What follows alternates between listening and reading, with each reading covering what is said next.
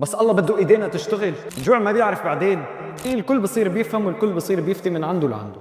بكل بساطة مستحي احكي يا شباب. انا واحد من الناس اللي رايد ارجع على بلدي على فكرة، بس مشان شو بدي ارجع؟ على شو بدي ارجع؟ حاجة تصدروا صور ما لها طعمة عن مدن بحاجة لأدنى مقومات الحياة اللي كلكم عاملين حالكم مش شايفينها. كيف مدينة مثل مدينة معرة نعمان بعد 6 شهور من التحرير ما في ولا فرن شغال؟ مدينة بتخدم كل الريف ومثلها كتير سراقب وكفرنبل والمناطق المجاورة، بحاجة لتسليط ضوء هي المدن. أنا كبني آدم إذا بدي أنزل هلأ أعيش باكل تراب يعني مثلاً؟ حط حالك محل اللي نزل نصب خيمته فوق ركام بيته بالأخير مع ميلاقي ربطة خبز، ولا حد يقول لي عم يشتغلوا على موضوع الفرن. الشعب كله ضايج وعم يناشد والكل صار أطرش وما عم يسمع.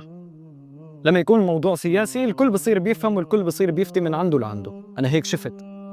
بس لما يكون الشعب عم يوجه لكم رسالة: يا شباب ترى نحن رجعنا ورممنا شلون مكان، بس بدنا خبز وهذا واجب وحق لكل إنسان عايش هون بهذا المكان، بصير الصمت مذهبكم كلكم.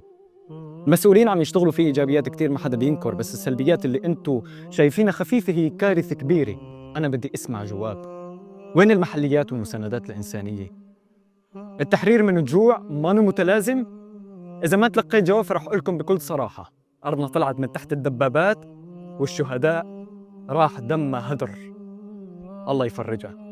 بس الله بده ايدينا تشتغل، مو بس ندعي.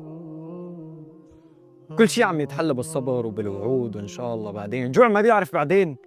الجوع بياكل كرامتك. ما في داعي نزايد على بعض ونغطي الشمس بغربال. الخبز حق، واذا ما قدرنا نطالب بابسط الاشياء ونستجيب لها قبل فورة الاهالي يبقى رح نستاهل كل شيء عم يصير فينا. من اشهر الاهالي طلبت فرن خبز. اذا هذا شايفينه انتم طلب كبير فبدي لكم شغله وحيده بس ما عندي غيرها: نحن صفينا الاكل وانتم اللي صرتوا جوعانين.